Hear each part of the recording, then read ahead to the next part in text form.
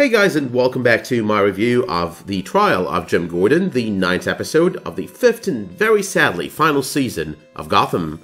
So as per the usual, there's a lot of Easter eggs going on, flying all over the place on this episode. The episode was a stellar episode, and the biggest of all Easter eggs on this episode was all about Bruce, Selina, and Ivy. Maybe I should be calling it a parallel instead, but nonetheless, it was all right out of the Long Halloween arc in the comics, the 13-issue arc, and all of this kind of happens on the 5th and 6th issues out of those 13. But in the spirit of not wasting any more time, and without further ado, let's get started with that one Easter egg, that one huge parallel. And number 1. So throughout the Long Halloween arc, Bruce and Selina had a relationship. He's Batman, she's Catwoman, he doesn't realize she's Catwoman, and she doesn't realize he is Batman. But on the side, in the mornings, in the evenings, when they don't have to hide behind costumes and masks, they've got a relationship going as Bruce and Selina. Now this, on this episode, was basically presented by the date that Bruce has prepared at the very beginning of the episode.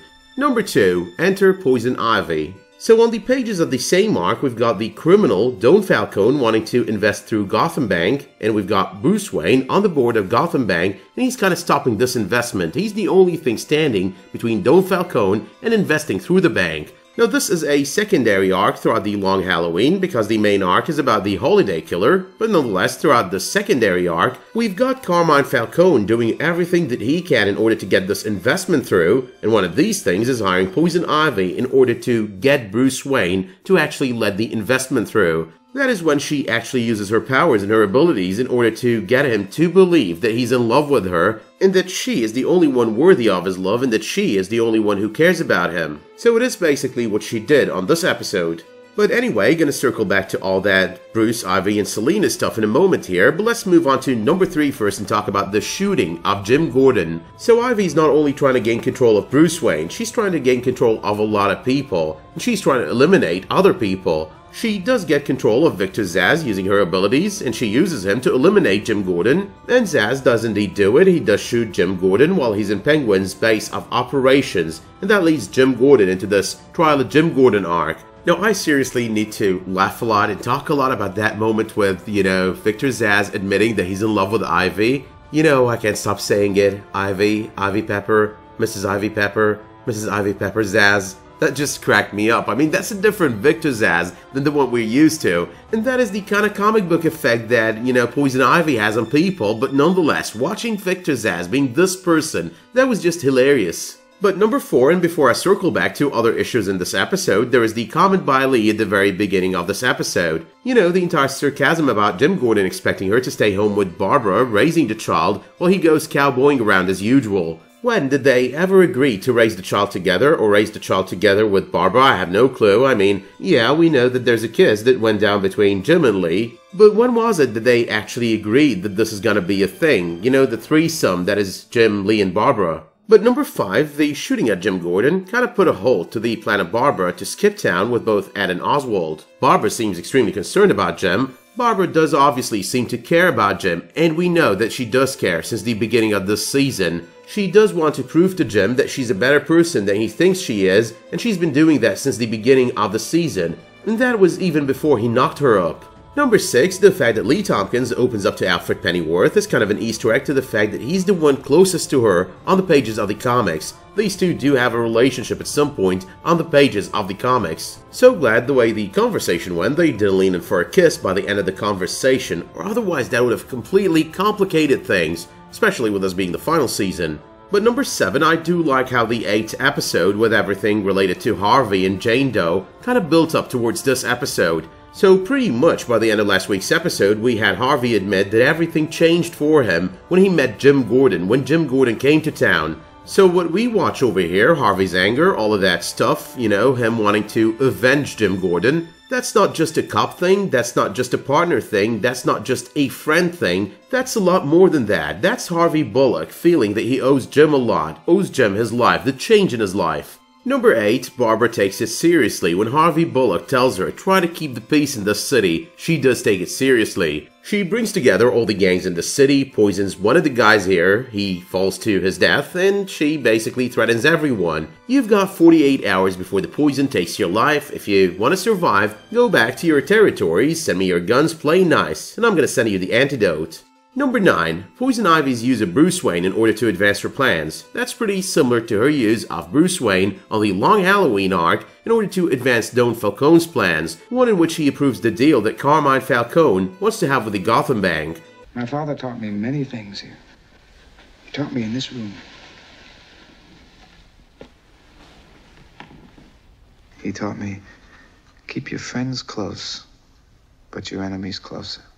But number 10, Barbara tells Penguin, keep your friends close, but your enemies closer. Now not only is she referring to my favorite movie of all time, The Godfather, well, The Godfather Part 1 and Part 2, because the statement that's been made on Part 1 has also been made on Part 2, but she is also referring to the Long Halloween arc.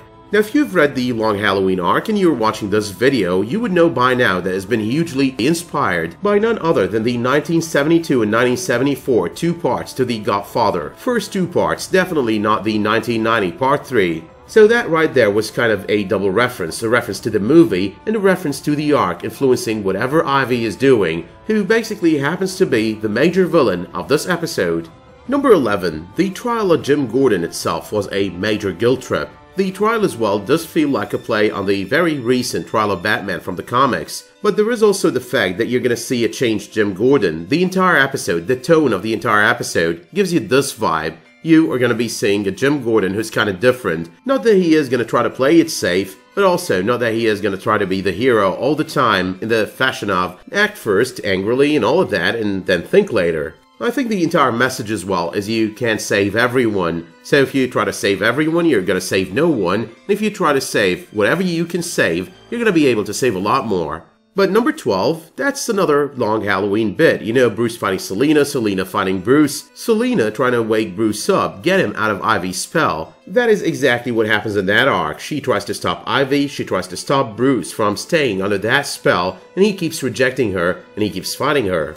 Number 13, and this is just out of the context of this video, but someone commented on my last week's review and they were like, okay, you know what, I think they're trying to make the Selina Kyle version of this series very similar to the one that's been portrayed by Michelle Pfeiffer. I just thought I'd drop that over here because it does feel that way, even though sometimes I prefer that other version and sometimes I prefer this version, the version of the series.